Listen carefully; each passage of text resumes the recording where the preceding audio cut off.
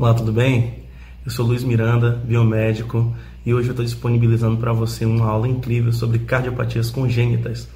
Eu espero que você aproveite e qualquer dúvida tem todos os meus contatos e também tem o meu direct no Instagram. Então pode entrar em contato comigo que eu respondo com o maior prazer. Um grande abraço e vamos para a aula. Então, pessoal, cardiopatia congênita é qualquer anormalidade na estrutura ou função do coração.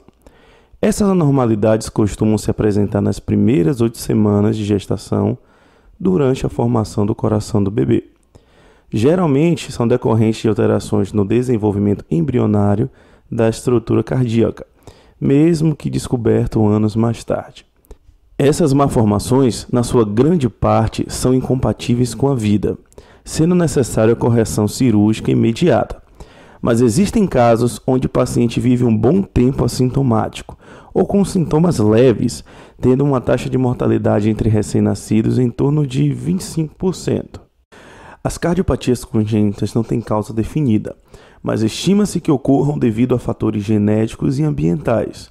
Porém, existem algumas situações que podem estar contribuindo para o aumento do risco da incidência dessas cardiopatias, como, por exemplo, gestação de mulheres com mais de 35 anos ou com histórico de cardiopatia em gestações anteriores, portadoras de doenças crônicas como, por exemplo, diabetes e lúpus, hipotireoidismo ou mulheres infectadas com rubéola ou toxoplasmose. Alguns medicamentos, como anticonvulsivos, anti-inflamatórios, ácido retinóico e o lítio, durante a gravidez podem aumentar a chance de alteração na formação do coração do feto, devendo ser feito um acompanhamento médico mais criterioso. Existem relatos também que a gravidez de gêmeos, múltiplos ou a fertilização in vitro podem ter influência nessa casuística. Como durante a gestação os pulmões não estão em funcionamento, e o coração ainda não está na sua atividade máxima, os efeitos dessas cardiopatias não são de fácil diagnóstico. Porém, algumas situações encontradas no ultrassom pré-natal podem indicar uma possível malformação cardíaca. Um exemplo é a translucência nucal.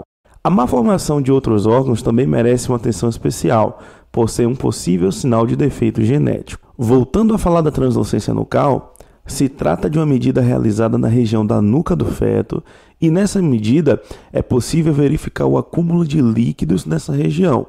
O intuito é prever possíveis anomalias genéticas ou possíveis problemas cardíacos, além de também poder estimar o tempo da gestação.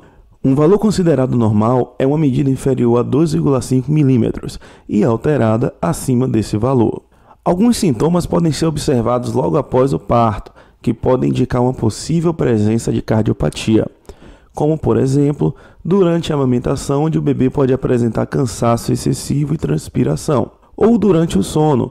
Também é possível observar desconforto, transpiração excessiva, entre outros. Além disso, crianças cardiopatas têm dificuldade em ganhar peso e estatura, costumam apresentar cianose discreta moderada e irritação frequente, muito devido aos incômodos respiratórios e metabólicos.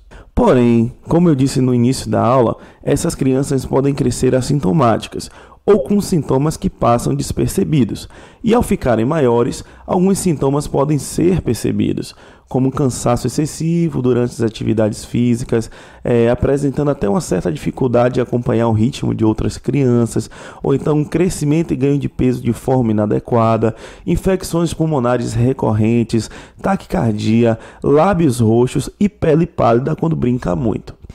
Há relato de casos de desmaios, precedidos de tontura, visão turva, dores no peito e mal-estar. O grande problema é que nem sempre os pais têm a percepção desses sintomas e as crianças por muitas vezes deixam de relatar e isso vai agravando o caso clínico. Após essa breve explicação sobre as causas das cardiopatias congênitas, eu separei 6 das principais para a gente discutir aqui brevemente. Então vamos lá, vamos começar a nossa aula. Eu quero começar falando sobre a persistência do ducto arterioso. O ducto arterioso é um pequeno canal que só deveria existir no feto, pois se torna indispensável para a sua vida no período uterino. Como durante a gestação os pulmões do bebê não funcionam, o corpo desenvolveu métodos para oxigenar e nutrir o organismo do feto. E um desses mecanismos é justamente esse duto. Ele é responsável por desviar o sangue venoso da artéria pulmonar e drená-lo até a aorta, para então seguir seu trajeto na circulação fetal. Mas esse duto, fisiologicamente, deve ser fechado após o nascimento, para que os pulmões possam exercer a sua função natural. A persistência desse canal é considerada uma malformação benigna, pois não causa risco iminente de morte. Porém, precisa ser corrigida cirurgicamente, pois pode levar a uma hipertensão arterial pulmonar na vida adulta e, em alguns casos muito graves, pode levar até a morte. Agora vamos falar sobre a comunicação interatrial, mais conhecida como CIA. Então, quando estamos no período fetal, nossa circulação tem algumas particularidades. Uma delas é a presença do forame oval, que assim como o canal arterioso, deve se fechar após o nascimento. O forame oval tem como função receber o sangue oriundo da veia umbilical e dar seguimento à circulação do sangue. Mas, em alguns casos, isso não ocorre. Não temos a oclusão do septo interatrial, causando uma comunicação entre esses dois átrios. Sabemos que o átrio direito recebe sangue desoxigenado e o átrio esquerdo sangue oxigenado.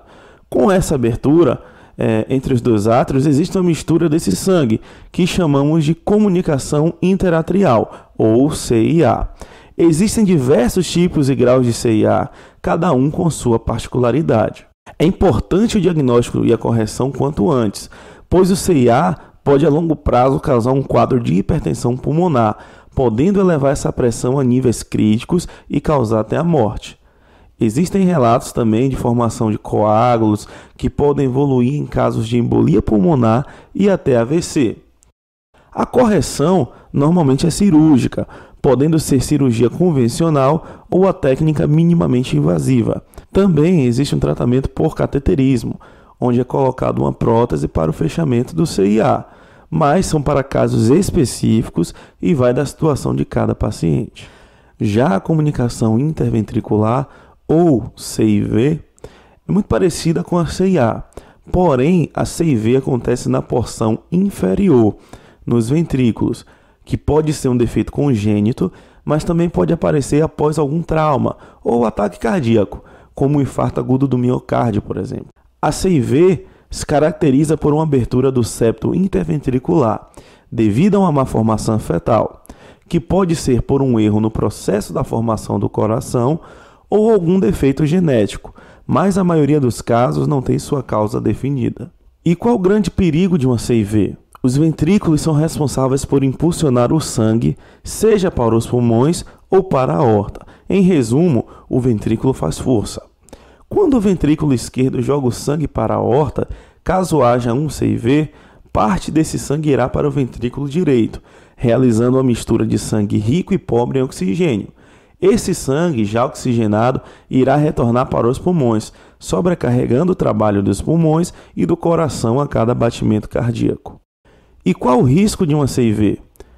Para o coração, pode causar hipertrofia ventricular, na maioria dos casos do lado esquerdo, e nos pulmões pode causar uma hipertensão pulmonar, assim como a CIA, que pode a longo prazo lesionar permanentemente a parede das artérias pulmonares. Agora vamos falar da transposição de grandes artérias, ou TGA.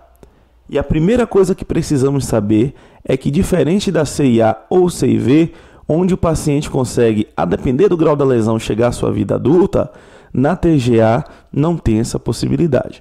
É uma cardiopatia incompatível com a vida e que precisa ser corrigida rapidamente. Mas o que acontece na TGA? Nesse caso, é como se cada lado do coração tivesse uma circulação independente. A aorta se origina diretamente no ventrículo direito e a artéria pulmonar no ventrículo esquerdo. E essa condição não permite o sangue oxigenado alcançar totalmente o corpo. Consequentemente, o sangue que chega no corpo acaba apresentando um baixo teor de oxigênio, levando a uma importante cianose. E nesse caso, não há muito o que fazer, somente a correção cirúrgica. E isso é um motivo de orgulho para nós brasileiros, pois a cirurgia de transposição de grandes artérias foi realizada com sucesso pela primeira vez aqui no Brasil, em 1975, pelo Dr. Adib Jatene. Bom, pessoal, já estamos chegando no final e agora eu quero falar sobre a coarctação da aorta, que nada mais é do que um estreitamento do segmento da artéria aorta. Essa condição, na maioria dos casos, acontece no arco aórtico, na região onde fica o ligamento arterioso, que é resultado do fechamento do ducto arterioso. Percebe como as coisas são interligadas? Então, se esse estreitamento for na porção ascendente da aorta, pode provocar hipertensão das extremidades superiores, hipertrofia do ventrículo esquerdo, má perfusão de órgãos abdominais e extremidades inferiores. Isso porque o sangue vai chegar com uma maior dificuldade tanto no arco da aorta quanto na porção descendente. Já se o estreitamento é após o arco da aorta, os órgãos abdominais e as extremidades inferiores são as mais acometidas.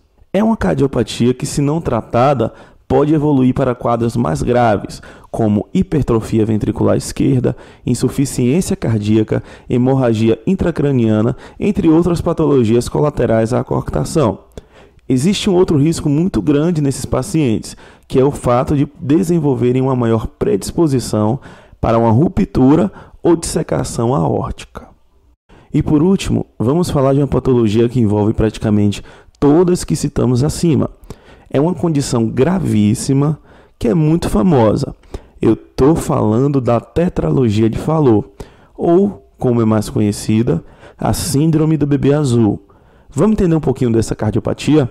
Bom, primeira coisa que precisamos saber, o nome tetralogia se refere a um conjunto de 4 complicações, que são elas: hipertrofia do ventrículo direito, um grande CIV, um estreitamento na entrada do tronco pulmonar e um deslocamento da artéria aorta, que fica voltado para o lado direito. Eu não preciso nem dizer que é uma condição incompatível com a vida. Os bebês que nascem com essa cardiopatia precisam ser operados com urgência. Mas por que os bebês ficam com a coloração azulada? É devido ao estreitamento da entrada do tronco pulmonar, que restringe o fluxo do sangue pobre em oxigênio para os pulmões, fazendo então esse sangue pobre em oxigênio ir para a aorta, através da passagem criada pela CIV, gerando então um quadro de hipóxia, que é o baixo teor de oxigênio no organismo. Esse quadro acaba apresentando nos bebês esse tom azulado. Além da cianose, que pode ser leve ou grave, um outro sintoma característico é o sopro cardíaco, que é muito utilizado no diagnóstico primário, antes dos exames confirmatórios. O sopro cardíaco se manifesta de maneira muito áspera na ausculta.